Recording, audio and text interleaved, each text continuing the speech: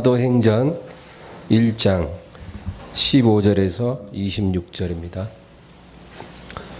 사도행전 1장 15절에서 26절.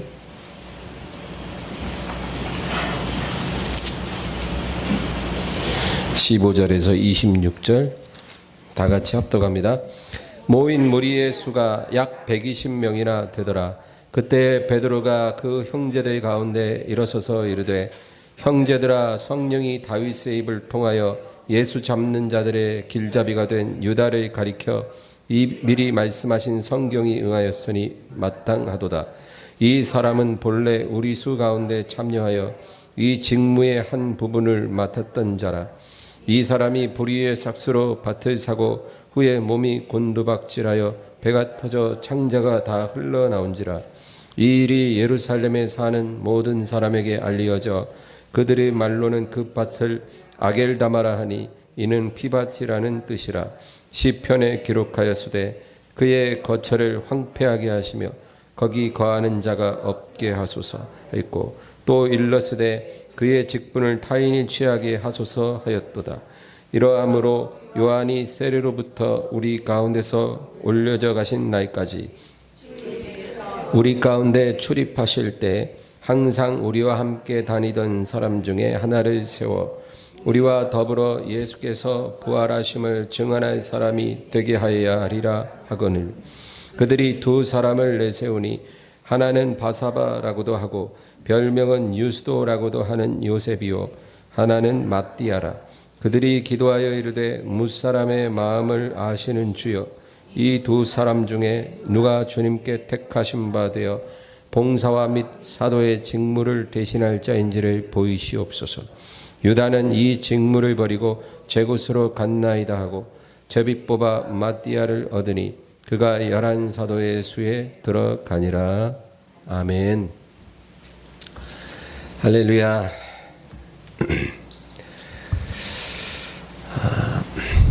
이 초대교회의 가장 두드러진 특징 중에 하나가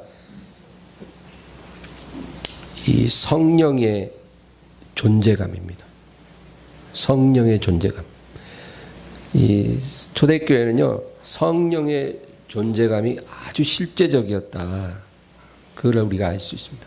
우리는 성령님을 인정하고 환영하고 의지하고 모셔드리지만 성령의 존재감을 정말 느끼지 못할 때가 너무 많아요.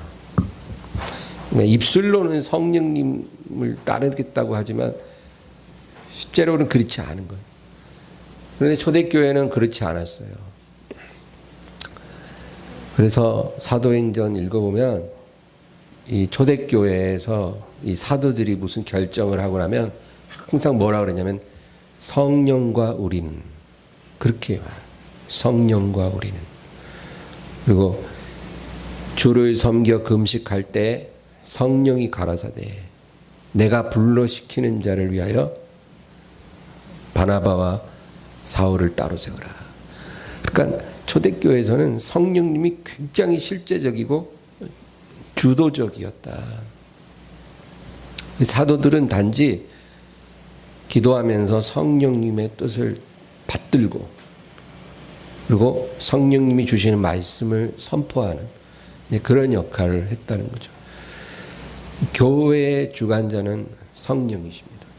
왜 그러냐면 머리가 예수 그리스도이기 때문에 그의 영이 교회를 다스리시는 거예요. 우리는 그 몸된 주님, 머리 된 주님을 바치는 몸이에요.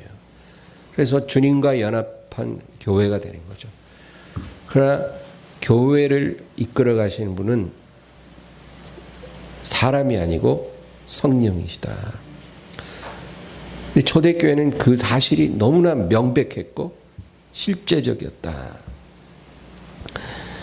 그래서 모든 중대한 결정에 성령님이 직접적으로 개입을 하시는데, 오늘 우리가 읽은 이 본문에는 굉장히 이례적인 상황이 펼쳐지고 있어요. 뭐냐면 이제 12 사도 가운데 하나가 골이 났어요. 비었다 이 말이에요. 누구예요? 누구 자리예요? 유다. 가롯 유다가 예수님을 배신했기 때문에 그는 이제 자살했죠. 나무에 목 매달아 죽었어요. 근데 그 나무에 목을 매달아 죽었는데 그 가지가 부러지면서 땅에 떨어질 때 배가 터진 거예요. 그래서 창자가 흘러나왔다. 그렇게 우리는 알고 있습니다. 어쨌든 유다가 그렇게 빠지면서 그 한 자리가 비었다는 거예요. 그래서 베드로가 회중 가운데 일어나서 이 빈자리를 채워야 되지 않겠는가.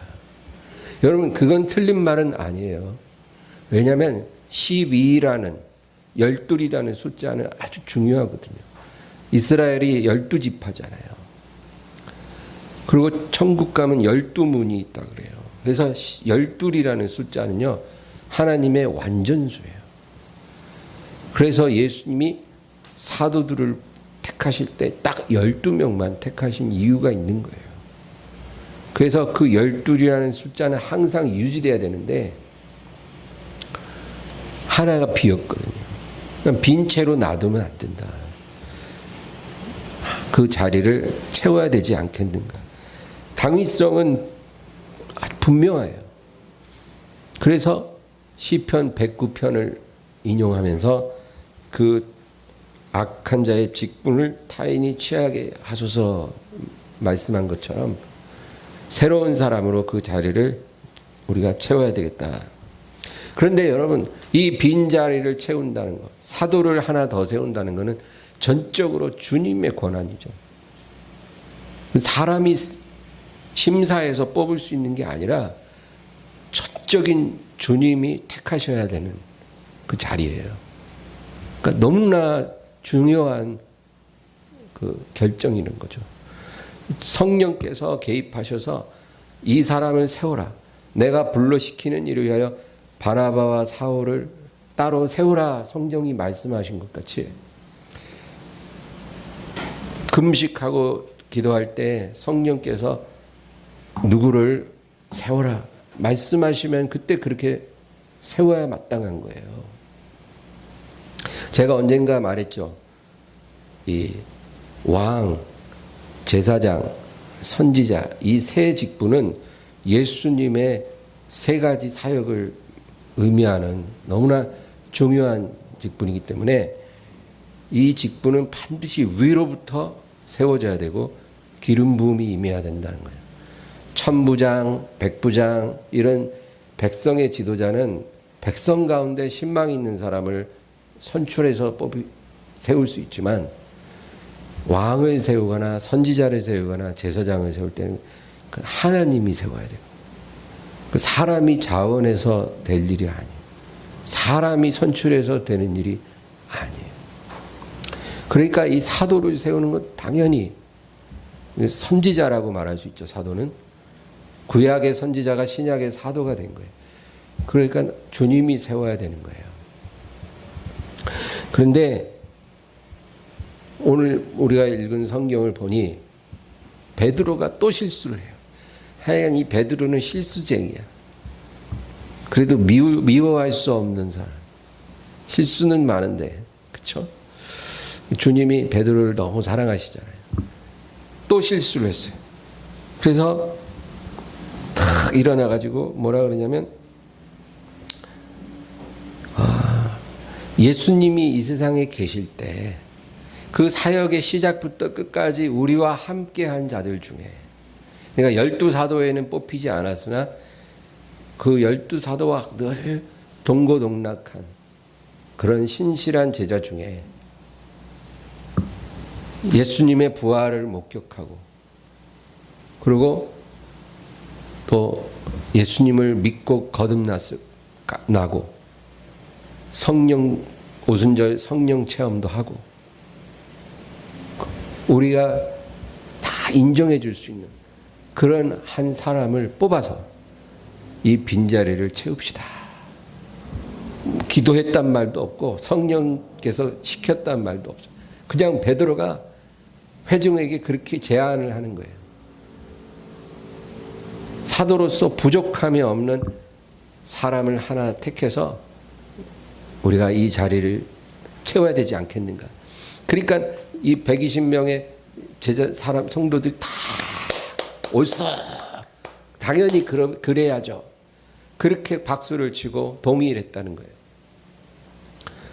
그래서 누가 적합한가 보니까 요셉이라는 사람과 마띠아라는 사람 두 명이 딱 적합한 거예요.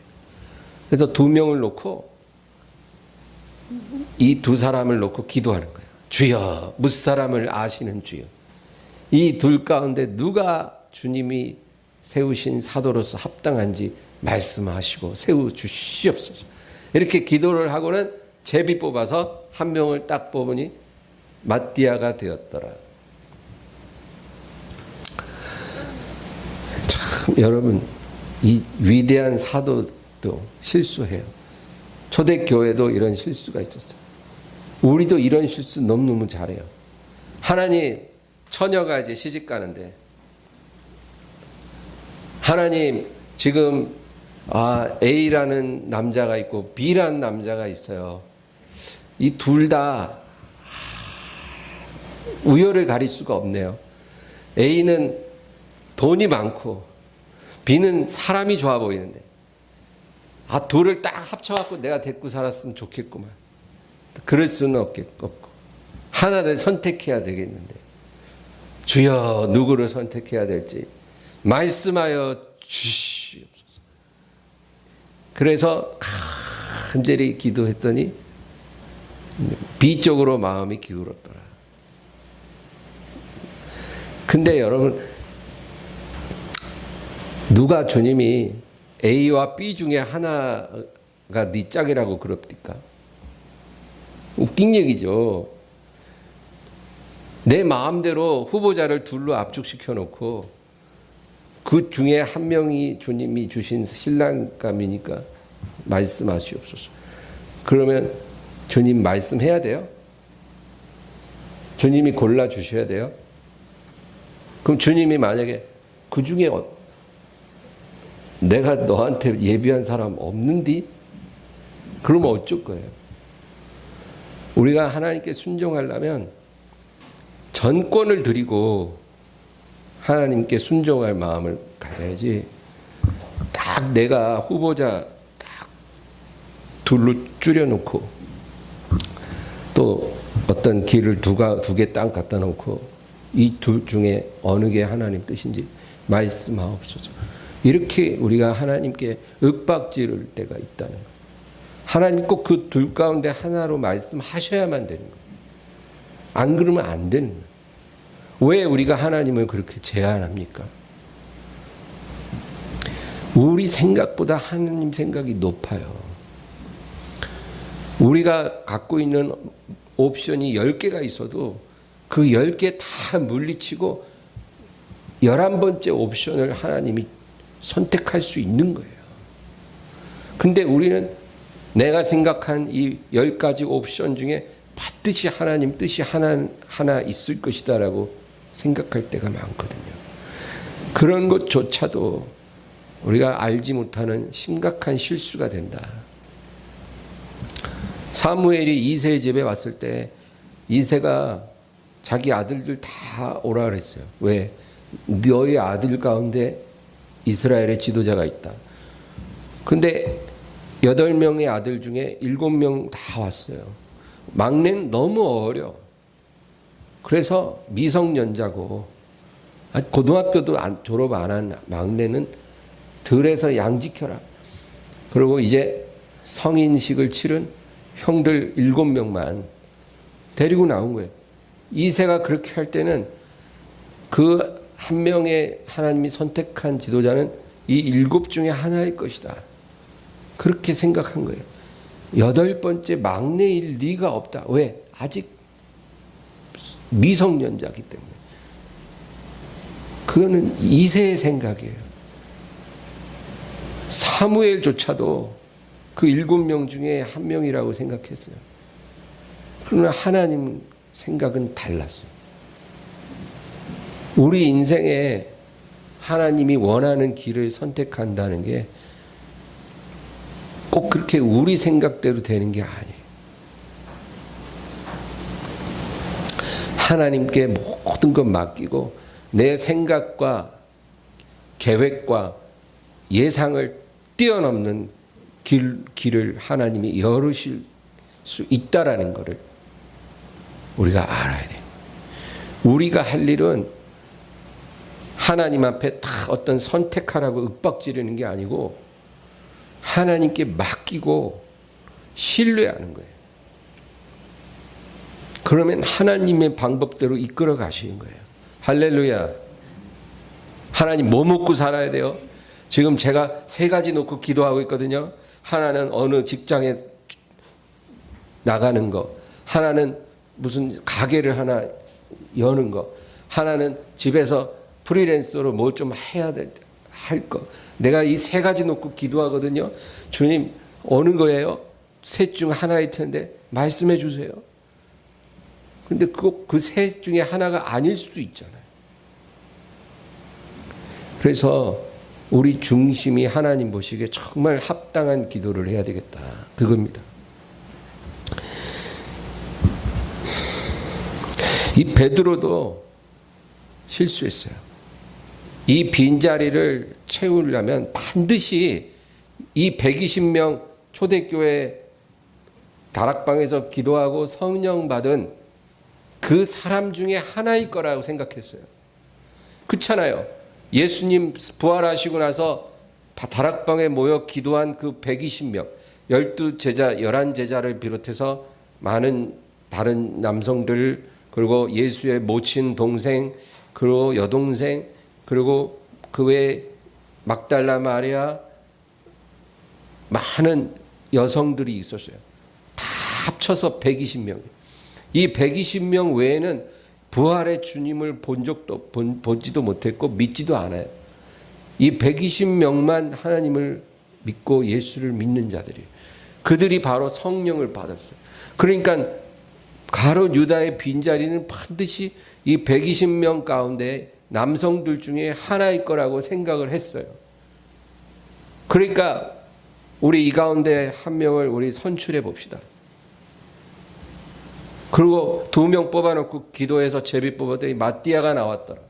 그럼 마띠아가 하나님이 세운 사람일까요? 저는 아니라고 확신해요. 왜 그러냐면 마띠아는 이때 한번 딱 나오고 그 다음에 1절 안 나와. 하나님이 세운 12번째 사도가 아니에요. 여러분, 하나님요 우리 생각과 달라요.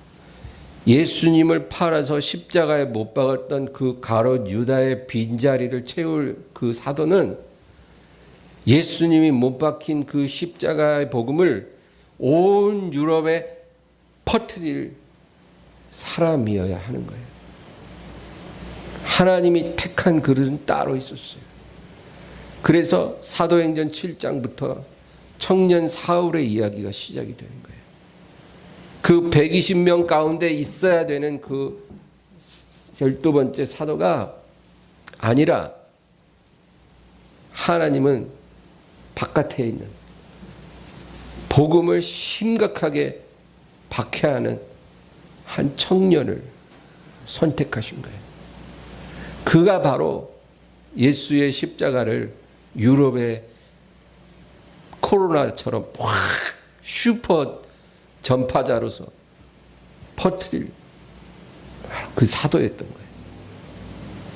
그래서 인본주의, 합리주의를 가장한 인본주의는 하나님이 거절하시고 하나님의 방법을 가지고 사람을 택하시고 사용하신다라는 것입니다. 모든 성도가 다 동의하고 인정한 그 마띠아를 하나님께서는 기뻐하지 아니하고 하나님이 선택한 바울을 세워서 일하셨다라는 것이 이 사도행전의 기록이에요.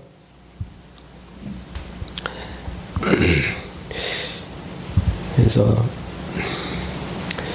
이 사도행전을 보면 우리의 생각과 성령의 생각 너무나 다르고 우리가 생각한 길로 갈 때는 하나님의 일이 이루어지지 않지만 성령께 순종하고 그 길을 따라가면 길이 열린다. 그거를 사도행전은 우리에게 가르쳐 줍니다. 그래서 보세요. 바울이 이제 사도로서 전도 여행을 다닐 때 한 번은 아시아로 가려고 그렇게 애를 썼어요. 그러니까 바울이 성령 충만한 사람이지만 그 마음의 소원이 아시아로 향했던 거예요. 우리 소원을 들어서 쓰시기도 하지만 항상 그런 것만은 아니에요. 내 소원과 하나님의 소원이 완전히 상극이 될 때가 있어요. 그럴 때 우리가 그걸 빨리 캐치해서 성령께 우리의 길을 맡겨야 돼요. 아시아로 가려고 합니다. 여기서 아시아라는 건 지금 대한민국이 있는 이 아시아가 아니고 소아시아.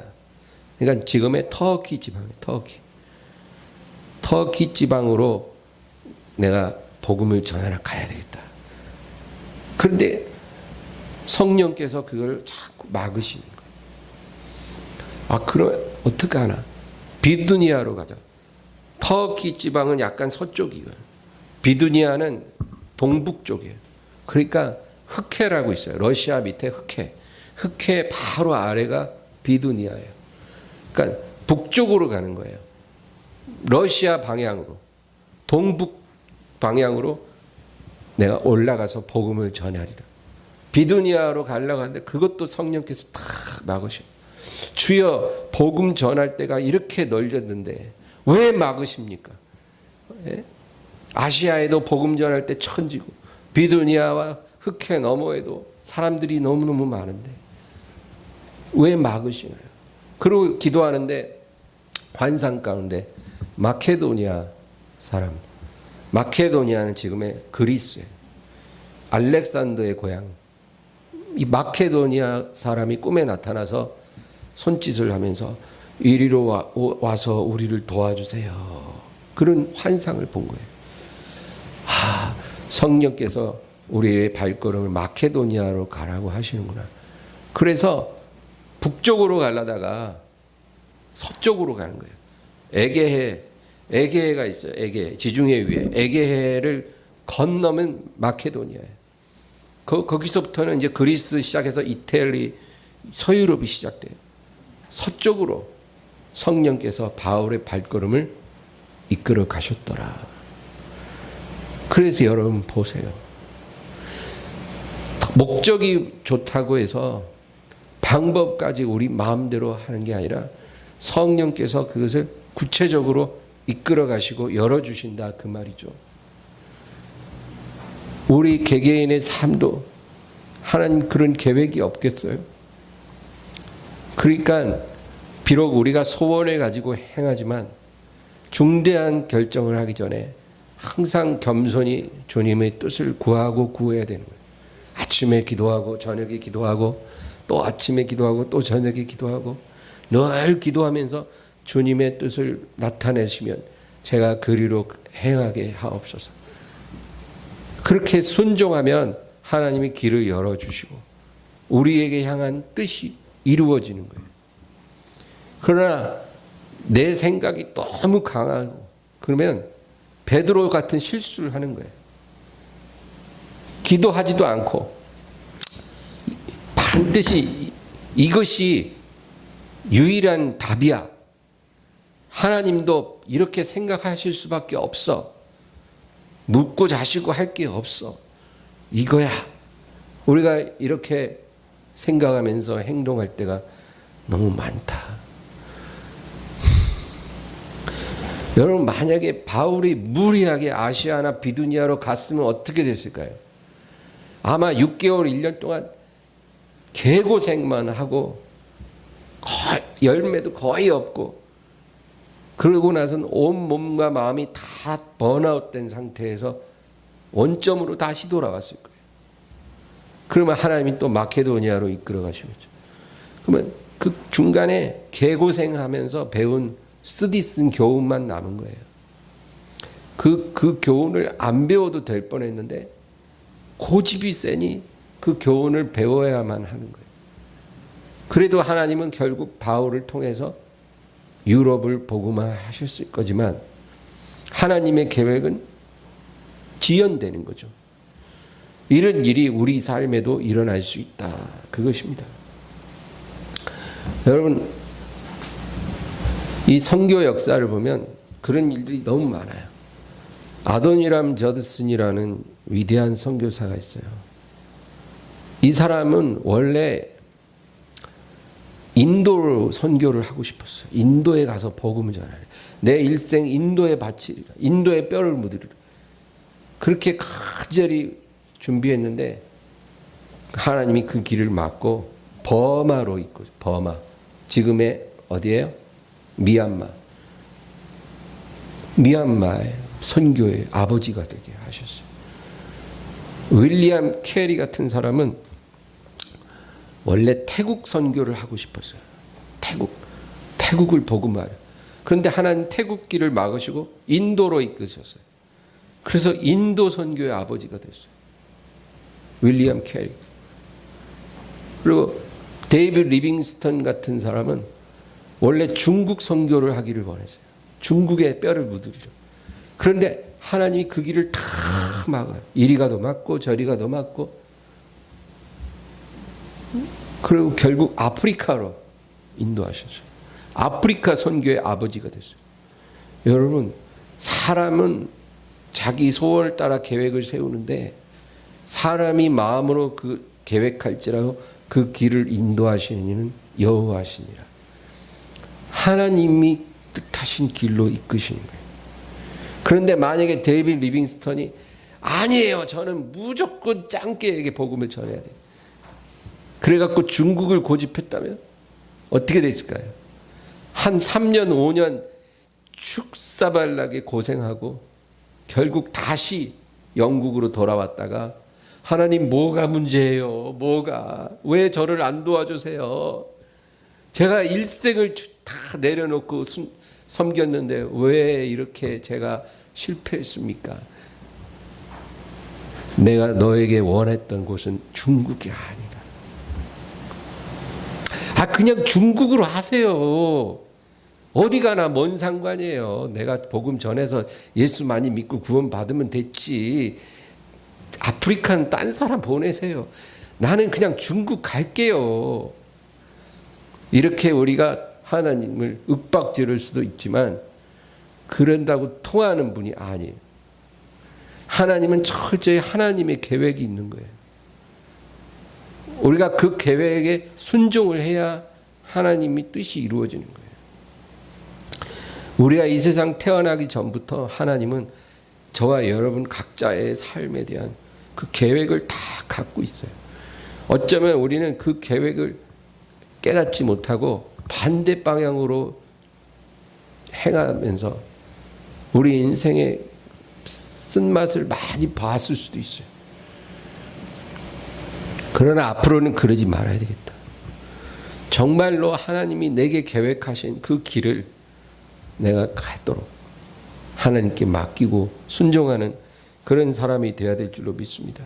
그래서 이 가롯 유다의 빈자리는 마띠아가 아니고 바울이에요. 바울. 하나님이 이 바울을 선택하시고 내가 쓸 그릇이니라.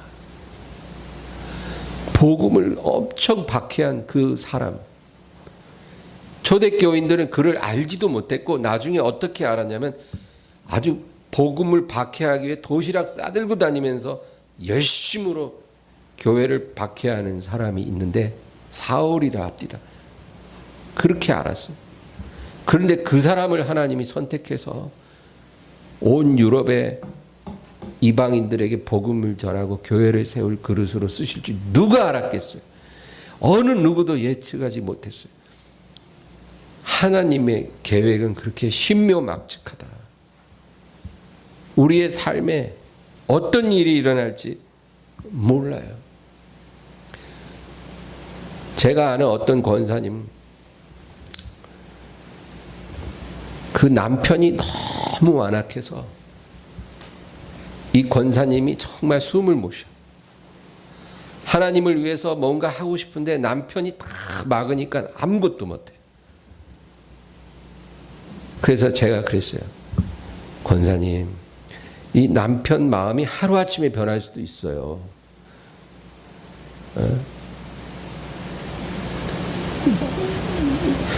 하나님이 그렇게 하실 수 있어요. 네? 목사님, 그거는 불가능해요. 그런 건 가능한 일이 아니에요. 차라리 로또 1등 맞는 게 더 가능해요. 아니에요. 그런 일은 일어날 수 있어요. 일어날 수 있어요. 여러분, 어떤 일도 일어날 수 있어요. 그래서 하나님께 맡기세요. 바로 거기에 우리 인생의 모든 해답이 있어요. 내가 생각하고 있는 이 틀을 넘어서 하나님은 일하시는 하나님이에요. 우리의 이 작은 머리로, 우리가 갖고 있는 알량한 지식과 경험으로 하나님을 판단하지 마세요. 하나님은 그보다 훨씬 더 크신 하나님. 하나님이 행하시려고 하면 하루아침에라도 마음이 180도 변할 수 있어요. 그래서 모든 해답은 주님께 있다. 우리 주님을 바라보고 주님을 신뢰하고, 그리고 주님이 이리로 가자 하면 순종하세요. 저리로 가자 하면 순종하세요. 주님께서 모든 걸 다 보여주고 이리로 와라 하는 게 아니라 한 번에 하나씩 보여주거든요. 순종을 해야 돼요. 이리로 가자 하면 가고 또 저리로 가자 하면 가고, 순종하면 하나님께서 그 앞에 문을 하나씩 하나씩 열어주시는 거예요. 그러고 보면 나중에 내가 생각지도 못했던 방법으로 너무너무 놀라운 일들이 일어나는 거예요. 그래서 멀리 볼 필요 없어요. 여러분, 누가 멀리 보랍니까? 성경에 멀리 보란 말 없어요. 성경에 주님만 보라 그랬지.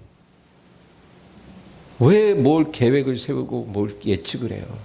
그 다 필요 없어요. 하나도 안 맞아. 나 그렇게 살아봤는데 다 소용없더라고요. 주님만 보세요. 그리고 말씀만 보세요. 말씀만. 말씀의 눈을 열고 귀를 여세요. 그리고 마치 시력이 약한 양들이 목자의 음성을 듣는 귀는 밝은 것처럼 주의 음성만 듣고 순종하면 돼. 목자가 저기서 가자 하면 그 방향으로 가면 돼요. 양은 시력이 약하니까 소리 듣고 가는 거예요. 목자가 왼쪽에서 가자 그러면 그냥 가는 거예요. 그리고 여기서 풀 뜯어라 그러면 풀 뜯고, 가자 그러면 가고, 어디로? 목자 음성 나는 대로. 그렇게 사는 게 양이라잖아요. 우리도 주님 그렇게 바라보면 따라가면 되는 거예요. 미리 걱정할 것도 없어요. 미리 계획 세울 것도 없어요. 그렇게 가는 거예요. 그러면 주님이 우리를 어디로 인도하세요? 도살장으로? 아니에요. 생명의 땅으로 인도하신 거예요. 왜? 선한 목자시니까. 그런데 그 음성이 아닌 다른 음성을 듣고 따라가면 어떻게 되는 줄 아세요? 털 다 깎이고, 그리고 도살을. 왜? 악한 목자거든요. 도적질하고 죽이고 멸망시키는 사기꾼이거든요. 그렇게 되는 거예요. 그래서 이 초대교회도 많은 시행착오를 통해서 그걸 배운 것처럼 저와 여러분도, 우리 엠마오 교회도 이 세상 사는 동안 이 중요한 사실을 잊지 말고 주의 음성에 순종하며 따르기를 주의 이름으로 축원합니다. 우리 말씀을 생각하면서 간절히 기도합니다. 주여, 주여, 주여.